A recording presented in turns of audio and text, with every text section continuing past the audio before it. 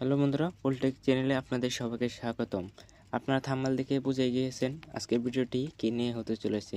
আমার কাছে একটি টিপি লিঙ্ক রাউটার রয়েছে, যেটিতে একটি সমস্যা রয়েছে, সেটি আপনাদের সাথে সমাধান করার চেষ্টা করব।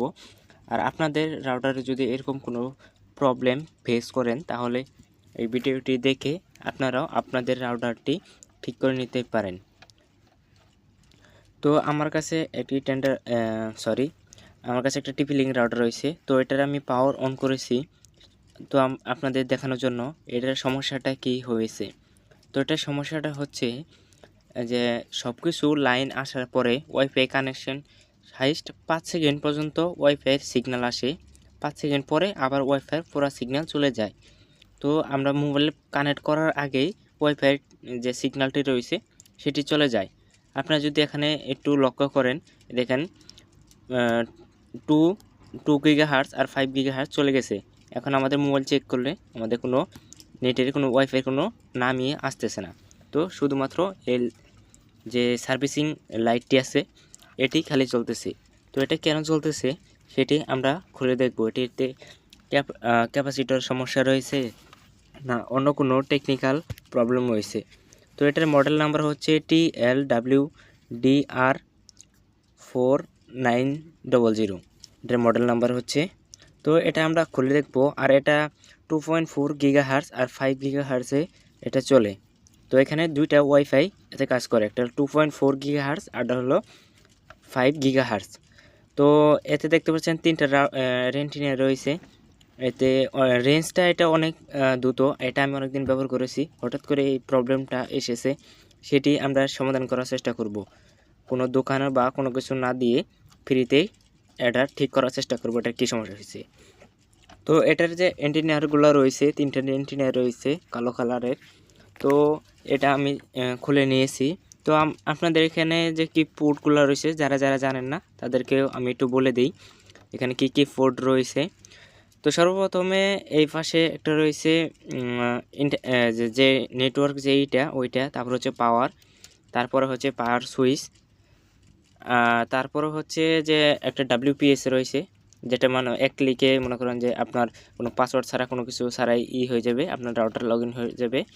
আর দ্বিতীয়টা হচ্ছে USB। এটা হচ্ছে আপনার রাউটারের সাথে হার্ড ডিস্ক বা পেন ড্রাইভ এ জাতীয় যে কোনো কিছু আপনার ব্যবহার করতে পারেন। তারপরে রয়েছে ইন্টারনেট, মেন যে কেবল আসবে অন্য থেকে সেটা এখানে লাগাতে হবে। তারপরে হচ্ছে আরেকটি ইন্টারনেট পোর্ট, এই চারটা রয়েছে এখানে। এই চারটা হচ্ছে যে আপনার যে কম্পিউটার বা আরও অন্যান্য জিনিস রয়েছে ওইগুলাতে দেওয়ার জন্য। আর এখানে একটি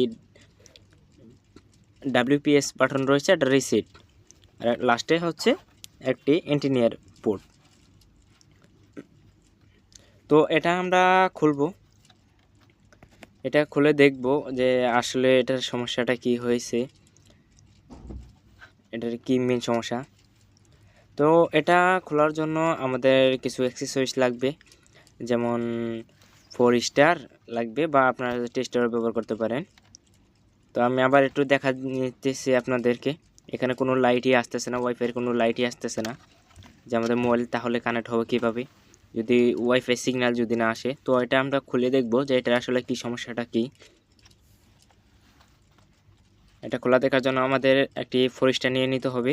তো আমরা একটি 4 স্টার নিয়ে নিব, দেখতে পাচ্ছেন আমরা একটি 4 স্টার নিয়ে নিচ্ছি। তো আমরা এই লাটগুলো, চারটা লাট রয়েছে এখানে, আমরা খুলে নিব। তো এখানে আমি একটু ফাস্ট করে দিয়েছি, কারণ এখানে অনেক সময় লাগবে এগুলো খুলতে, তার জন্য একটু ফাস্ট করে নিয়েছি। তো এখানে চারটা লাট রয়েছে, চারটা আমরা খুলে নিব। পরে যে সাথে যে ক্লিপগুলো রয়েছে সেগুলো আমরা খুলে নিব।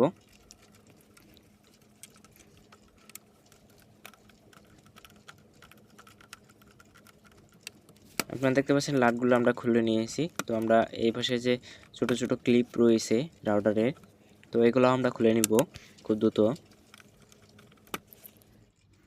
দেখেন অবশেষে আমরা সবগুলো খুলে নিয়েছি। তো এটার সমস্যা কি হয়েছে সেটি দেখার জন্য প্রথমে আমাদের এই রাউটারে অনেক ময়লা জমে গেছে, সেগুলো আগে পরিষ্কার করে নিতে হবে। আর বিশেষ করে আপনারা যে 5G আর যে 4 গিগাহার্টজের যে অ্যান্টেনার লাইনগুলো রয়েছে এগুলো ভালো করে পরিষ্কার করবেন, কারণ অনেক সময় অনেক দিন রাউটার ব্যবহার করার পরে ঘরে যে আর্দ্রতা থাকে সেগুলোর সাথে ডাস্ট মিক্স হয়ে এই যে চিপগুলা রয়েছে এগুলোতে চলে যায়, যার কারণে অনেক সময় কোনো বুট ওই সমস্যা না ছাড়াই বুট সমস্যা ছাড়াই মনে করেন যে হয় রাউটার সিগন্যাল পায় না, আরও অনেক সমস্যা দেখা দেয়। আপনারা সর্বপ্রথমে কোনো ব্রাশ দিয়ে আপনারা এটা ক্লিয়ার করে নেবেন, পরে দেখবেন যে এটা কাজ করে কি না। পরে না হয় পরে চেক করবেন ক্যাপাসিটর এবং অন্যান্য কম্পোনেন্ট। যদি আপনার কাছে মাল্টিমিটার থাকে তাহলে তো খুব ভালো, যদি না থাকে তাহলে আপনারা খুব সহজেই কোনো মেকার দোকান থেকে চেক করে নিতে পারেন। তো আমার রাউটারটি আমি আবার লাইন দিয়েছি ভালোভাবে পরিষ্কার করে, যে 5G আর 2G যে গিগাহার্টজের যে এইগুলো রয়েছিল ওয়াইফাই সিগন্যালগুলো রয়েছিল, তো এগুলো আমরা চেক করে নিয়েছি। এখন আমরা দেখব যে আগের মতনই কি এখনও ওয়াইফাইয়ের চিহ্ন চলে যাচ্ছে কিনা। তো সেটির জন্য আমরা অপেক্ষা করতেছি। প্রথমে তো 5 সেকেন্ড পর 5 সেকেন্ড পরে অটোমেটিক 5G এবং 4G যে সিগন্যালটি রয়েছে ওগুলো চলে যাচ্ছিল, কিন্তু এখন দেখেন এখন পর্যন্ত যাচ্ছে না। পাওয়ারের সাথে যে আরেকটি ব্লিঙ্ক করতেছিল ওটা তো ব্লিঙ্ক করতেছে আগের মতনই, বাট কিন্তু 4G 2.4 গিগাহার্টজ আর 5 গিগাহার্টজ দেখেন এখন যাচ্ছে না। এটা রাউটারে যে এইগুলা রয়েছে 2.4 যে গিগাহার্টজ যে রেঞ্জে রাউটারের যে রেঞ্জ থাকে, এটার যে একটা ওয়াইফাই পয়েন্ট থাকে সেগুলো আমরা ভালো করে পরিষ্কার করে নিয়েছি, যার কারণে আমাদের যে সমস্যাটি ছিল যে ওয়াইফাই সিগন্যালটি চলে যাচ্ছিল সেটি দেখেন খুব সহজেই সমাধান করা গিয়েছে। তো আপনারাও প্রথমে আপনাদের বাসার ওয়াইফাই যদি এরকম কোনো সমস্যা থাকে তাহলে আপনারাই প্রথমে ভালোভাবে পরিষ্কার করে দেখবেন, কারণ অনেক সময় ময়লা বা ছোট ডাস্ট এগুলাতে সিপিইউতে চলে যায়, যার কারণে করে না আপনার ফুলভাবে সিগন্যাল পায় না। আমাদের প্রথমে এখানে সিগন্যাল আসতেছিল না, এখন দেখেন TP-Link 4.5 গিগাহার্টজ আসছে আর নিচে একটা 5 গিগাহার্টজ আসছে। দেখেন দুইটা আলাদা ওয়াইফাই, একই রাউটার দুইটা আলাদা ওয়াইফাই। তো আমাদের এখানে রাউটারটি ওকে হয়ে গেছে। তো আশা করি আজকের ভিডিওটি আপনারা ভালোভাবে বুঝতে পেরেছেন, আপনাদের বাসার রাউটারটিও কিভাবে ঠিক করতে পারেন আপনারা খুব সহজেই। তো আমরা মোটামুটি আমাদের ভিডিও শেষ পর্যায়ে এসেছি। তো ভালো লাগলে লাইক কমেন্ট এবং শেয়ার করতে ভুলবেন না এ ধরনের নতুন ভিডিও পেতে। তো ভালো থাকবেন, দেখা হচ্ছে নেক্সট কোনো এক ভিডিওতে।